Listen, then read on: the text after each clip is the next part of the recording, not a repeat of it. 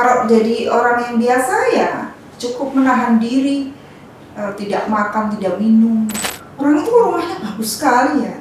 Kenapa aku sudah bekerja ini selama 30 tahun ya rumahku biasa aja. Atau malah 30 tahun pun aku belum mampu punya rumah.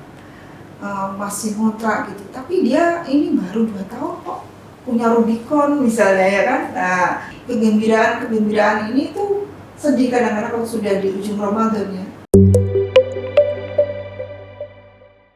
Assalamualaikum warahmatullahi wabarakatuh. Pemirsa Podcast NU, bagaimana kabarnya? Sehat-sehat semua ya di bulan Ramadan ini. Jaga terus stamina kita agar kita terus tetap produktif. Pemirsa Podcast NU, kita langsung saja pada sesi kali ini. Obrolan kita akan membahas banyak hal terkait dengan Ramadan. Sudah hadir bersama saya Ibu Alai Najib MA. Beliau ini merupakan sekretaris lembaga Batul Masail, pengurus besar Nahdlatul Ulama. Beliau juga merupakan dosen pada Fakultas Usuluddin UIN Syarif Hidayatullah. Kemudian beberapa aktivitas lainnya, yaitu beliau sebagai sekretaris PP Harokah Majelis Taklim, kemudian sebagai sekretaris pada Konsorsium Keilmuan Tasawuf dan Psikoterapi. Dan beliau merupakan orang yang banyak mengkaji soal hadis. Assalamualaikum Ibu Alai. Waalaikumsalam warahmatullahi wabarakatuh, Mas Rahman. Bagaimana kabarnya Ibu? Alhamdulillah sehat dan gembira ya, kita sampai pada bulan yang mulia ini dalam keadaan yang tak kurang suatu apa ya. Lancar sahurnya Ibu ya? Alhamdulillah masih dibangunkan terus. tidak terlupa ya. Siap. Ibu izin, pada kesempatan kali ini kita akan ngobrol terkait dengan Ramadan. Gak apa-apa Ibu ya? Iya, jadi kita tahu bahwa Ramadan ini kan banyak sekali aktivitas ibadah yang dianjurkan. Dan tetapi di lain hal bahwa Ramadan ini juga memberikan keringanan bagi orang-orang yang dianggap tidak bisa melaksanakan, misalnya seperti orang sakit, ibu hamil, ibu menyusui dan lain-lain. Nah, saya ada satu pertanyaan nih. Kalau bicara soal Ramadan dalam perspektif fikih kan sudah sangat banyak dan menumpuk ya. Mungkin bisa diuraikan Ibu, bagaimana cara meraih kesempurnaan puasa atau Ramadan? Silakan Ibu. Ya ini menarik ya Mas Rahman, karena bulan ini kan datang hanya satu kali dalam satu tahun ya. Betul. Dan setiap akan masuk Ramadan kita sudah bersiap-siap dari bulan Rajab, Sya'ban dan dengan ibadah-ibadah dan doa-doa bahwa kita minta sekali dipertemukan kembali dengan bulan Ramadan ini ya, karena ini bulan yang mulia, lebih mulia dari bulan-bulan sebelumnya gitu. Dan itu tadi ya, ada yang khusus dilakukan dan tidak terdapat di lain tempat. Tapi memang disyariatkannya puasa ini tentu dengan syarat-syarat, tidak semua orang bisa melakukannya. Karena itu kan doa, harapan dan ikhtiar orang-orang itu bagaimana meraih kesempurnaan di pada bulan puasa, bulan Ramadan ini. Nah, kita karena itu ibarat orang punya tempat, ibarat orang punya tingkatan, ibarat orang punya makom atau tempat itu tadi ya. Tinggal kita mau yang di mana gitu ya. Apakah kita di tempat yang biasa, di tempat yang spesial, VIP atau VVIP gitu kan ya. Kalau jadi orang yang biasa ya cukup menahan diri, tidak makan, tidak minum, dimulai dari waktu puasa ya, fajar dan sampai waktu kita berbuka gitu. Yang tentu rentang waktunya beda-beda ya. Betul. Saya bilang berbeda-beda itu karena puasa ini kan syariat yang tidak hanya untuk orang Indonesia. Ada syariat untuk orang seluruh dunia. Ada yang puasanya 18 jam, 19 jam gitu ya, luar waktu normal seperti saudara-saudara kita yang di Eropa. Orang Indonesia ada di waktu yang normal, 12 jaman. Nah, apakah cuma itu atau di tempat khusus gitu? Ya, atau di tempat yang khusus di tempat itu tadi ibaratnya VVIP. Kalau yang umum kan cukup menahan diri ya dari makan dan minum ya. Kemudian kalau mau khusus ya lebih dari itu, yang menahan diri dari perbuatan-perbuatan dosa yang lain ya. Perbuatan-perbuatan memang tidak boleh dilakukan pada waktu bulan puasa ya. Tidak hanya makan dan minum syariatnya, tapi juga berhubungan suami istri gitu misalnya. Kalau mau yang khusus ya, khusus itu kan dia harus benar-benar tidak hanya makan minum dan menahan diri dari perbuatan dosa, tapi juga dia harus menahan diri dari perbuatan-perbuatan yang menghinakan dirinya ya, termasuk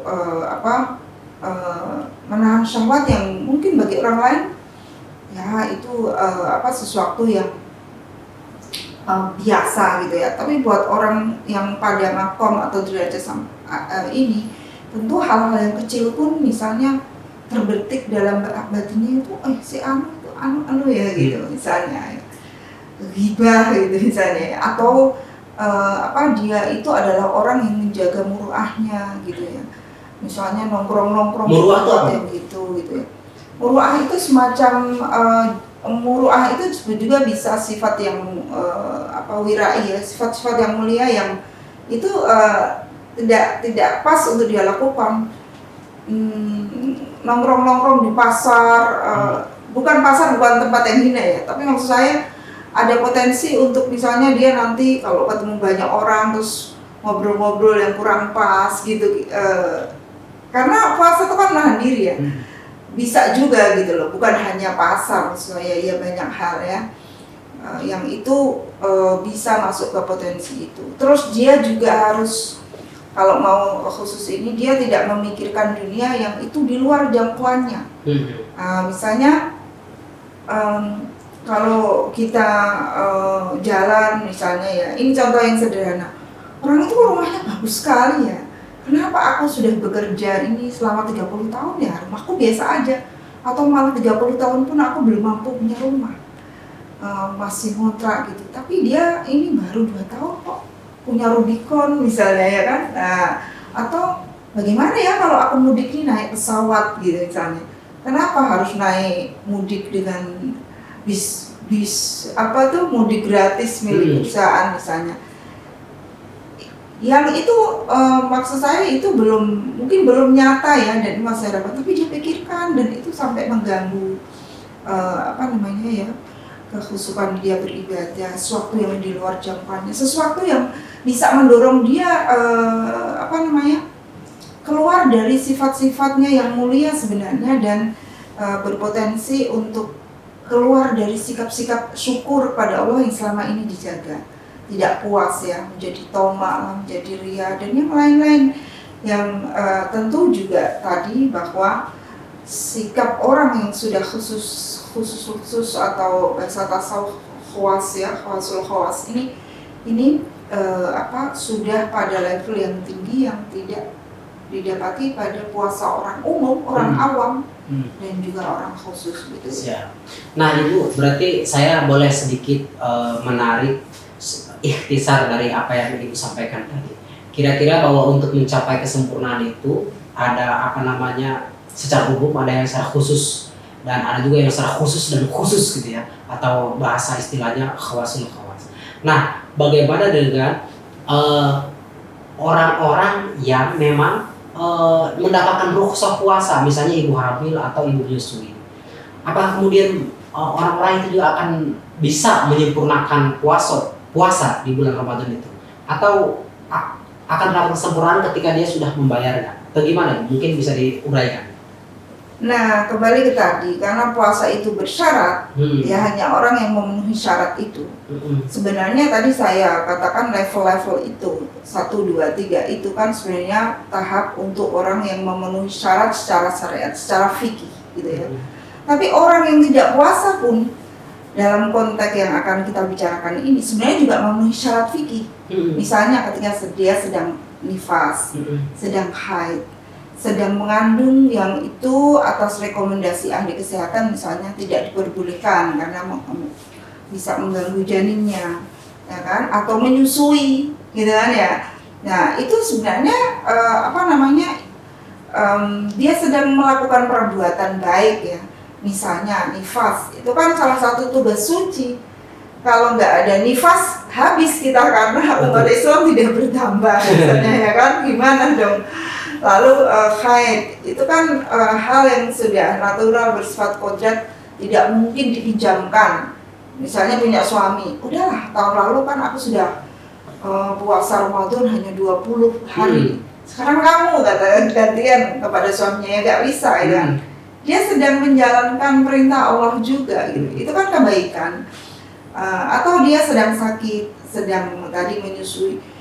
Perbuatannya saja itu adalah kebaikan gitu. Perbuatan dia sedang haid, sedang menyusui, itu adalah perbuatan-perbuatan baik yang kalau diniati beribadah juga ibadah dong, karena dia memberi makan kepada anaknya, ya kan, yang itu sebenarnya kalau soal menyusui kan sebenarnya bapaknya yang wajib beri nafkah.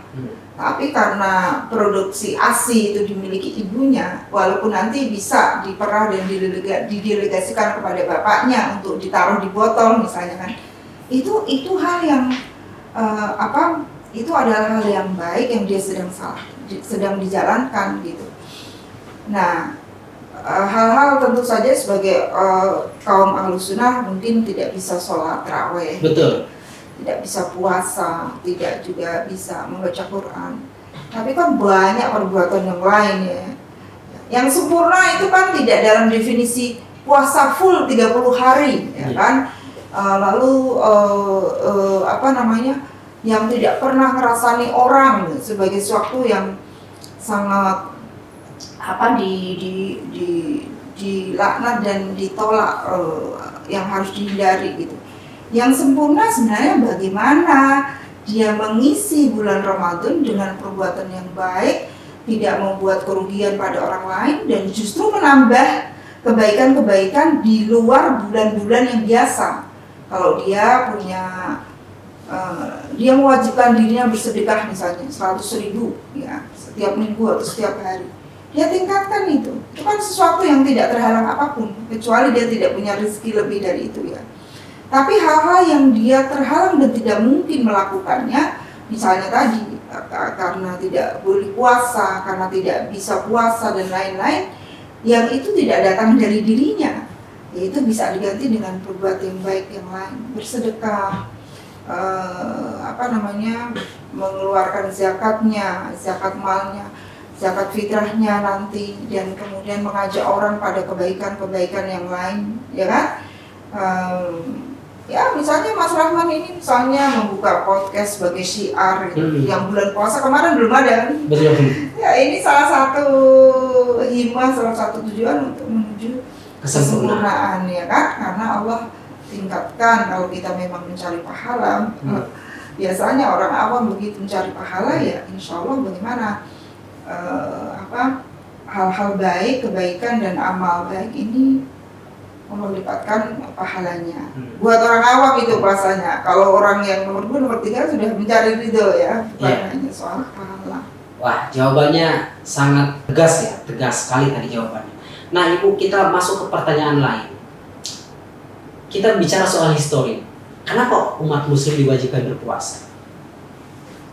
Nah, itu sebenarnya kita ini sebenarnya bukan umat Islam di mana yang membawa risalah adalah Nabi Muhammad SAW ya. Karena jelas dalam Al-Quran ya, kutiba alaikum siyam kama kutiba alal ladzina min qablikum la'allakum tattaqun.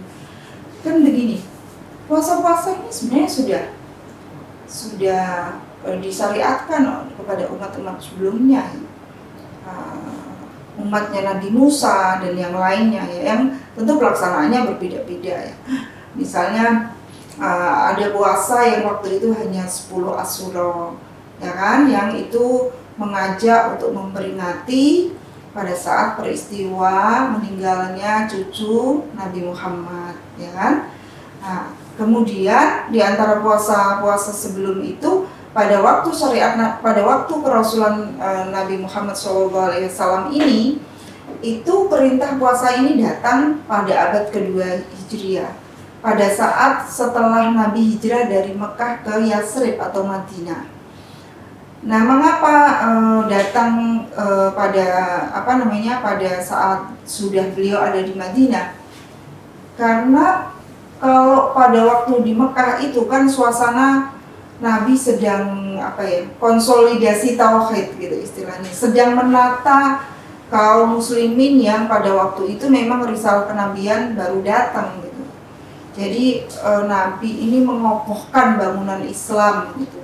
Nah, pada waktu ke Madinah memang suasana sudah mulai tertata ya, terutama misalnya perintah zakat juga muncul pada abad kedua gitu. Saat-saat kaum muslimin sudah mulai beradaptasi dengan kaum Ansor ya, kaum Muhajirin sudah beradaptasi dengan kaum Ansor, dan kemudian mereka mulai punya pekerjaan. Nah, hidupnya mulai stabil, yang asalnya pendatang gitu ya, sudah mulai mengimbangi yang asalnya dibantu terus oleh kaum Ansor gitu. Nah, pada saat orang berpunya itu dan manusia itu kan perlu keseimbangan, jangan hanya condong ke kanan atau condong ke kiri gitu. Dan saat itulah manusia sebagai orang yang punya hawa nafsu disuruh untuk menahan diri dari segala godaan-godaan. Maka kan tidak hanya minum dan makan yang dilarang, tapi juga soal syahwat, tidak boleh berhubungan suami istri. Dulu ya, pada awalnya syariat puasa itu kan hanya setelah maghrib. Seingat saya ini setelah maghrib sampai isya makan dan minum berhubungan suami istri, lalu puasa lagi sampai besok. Nah, ini berat gitu kan, sehingga kemudian turut ayat Al-Quran yang lain untuk diubah lagi gitu ya, karena kaum muslimin berat menjalankan ini dan sebagian itu tidak berhasil gitu ya.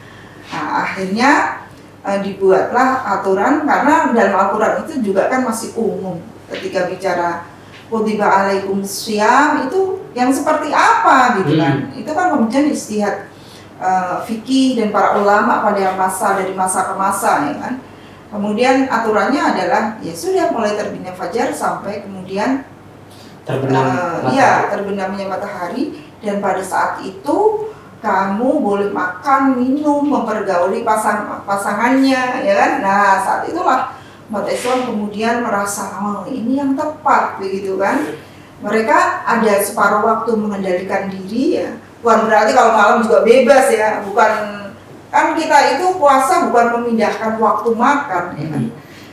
Karena siang hari nggak boleh makan, terus malam semua aneka makanan dikumpulkan sampai nggak bisa berdiri karena saking kenyangnya ya. Tidak, puasa itu tidak memindahkan waktu makan. Karena kalau memindahkan waktu makan buat saudara kita yang dimana waktu malamnya lebih sedikit daripada waktu siangnya, seperti di negara-negara dengan 4 musim, itu tidak adil ya kan, karena waktunya itu.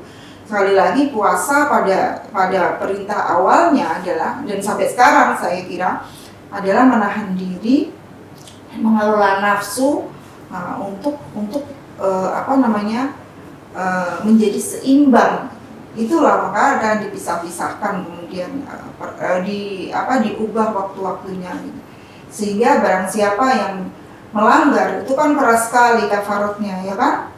Orang tidak bisa menahan hawa nafsunya untuk berhubungan suami istri, wah itu dendanya luar biasa ya kan. Iya, kalau makan dan minum lain lagi gitu kan gitu. Sehingga itulah yang kemudian kita jalankan sampai sekarang gitu. Jadi, dan juga tentu saja pada saat itu juga sama dengan zaman sekarang, juga ada orang yang tidak berpunya, fakir ya, termasuk orang-orang yang belum punya pekerjaan tetap, itu kayak Abu Hurairah ya. Maka mereka itu tinggalnya di teras-teras masjid yang dikenal sebagai Ahlus Suffah itu kan. Itu salah satunya sahabat Abu Hurairah. Supaya kita juga bisa berempati gitu kan. Oh, ternyata begini loh, tidak makan itu. Kalau kita itu tidak makan tapi masih ada yang dimakan kan, alhamdulillah. Tapi buat orang yang punya nggak tahu apakah setelah waktu berbuka tiba mereka bisa makan. Bingung makan apa? Iya. Kalau kita mungkin bingung makan yang mana. Tapi menurut Ibu di Indonesia masih ada apa udah nggak ada? Yang apa? Yang bingung ketika berbuka makan apa? Pastinya ada. Pasti ada. Pasti ada itu. Makanya kan ada yang membagikan takjil di jalanan setiap kita puasa itu. Dan saking nggak ada tandanya, pokoknya setiap ketemu orang dikasih. Kalau kayak kita naik angkutan umum itu kan semua di situ. Walaupun dia mau turun di restoran yang mewah ya, dikasih. Ya tetap dikasih ya, itu sebagai penghormatan katanya. Siapa tahu kena macet kan nggak ada gunanya juga punya uang tapi nggak ada yang dituju gitu misalnya. Nah begitu sehingga puasa ini menimbulkan rasa solidaritas sosial yang sangat kuat, dan bukan hanya rasa ya, bukan hanya diteorikan tapi juga dalam pelaksanaannya ya. Terbukti tadi kan ada sedekah, zakat dan sebagainya yang datang dari personal maupun diinisiasi secara berkelompok gitu. Dan saya melihat kegembiraan ini tuh sedih kadang-kadang kalau sudah di ujung Ramadan ya. Nah tidak lagi seperti itu, tidak ada lagi harapan-harapan waktu berbuka atau momentum yang sangat besar pada saat Ramadan. Siap, dan penjelasannya sudah sangat mengkerucut tadi ya Ibu Nyai, bahwa kenapa salah satu alasan kenapa umat muslim harus berpuasa itu ya paling tidak untuk melatih dan menahan diri ya dari hawa nafsu, tak menata hawa nafsu yang kemudian akhirnya adalah untuk mencapai ketakwaan. Mungkin itu ya Ibu ya yang ingin disampaikan tadi. La'allakum tattaqun. Baik pemirsa podcast, tadi sudah banyak diuraikan oleh Ibu Nyai berkaitan dengan meraih kesempurnaan puasa, kemudian juga dalil ataupun dasar kenapa umat Islam diwajibkan berpuasa. Terima kasih.